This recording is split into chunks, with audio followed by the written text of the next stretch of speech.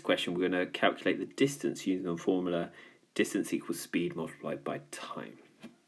So, as ever, let's write out what information we have.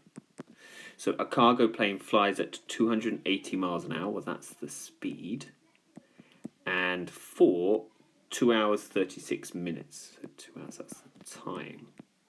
And we're being asked to work out the distance.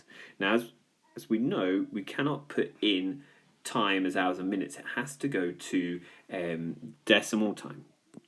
So I'm going to change this as 2 plus 36 out of 60. And obviously, depending on what sort of question this, you could use a calculator or not. That means that our decimal time is 2.6 hours. So now we have all the information we need. Let's use our formula. Distance is equal to speed multiplied by time.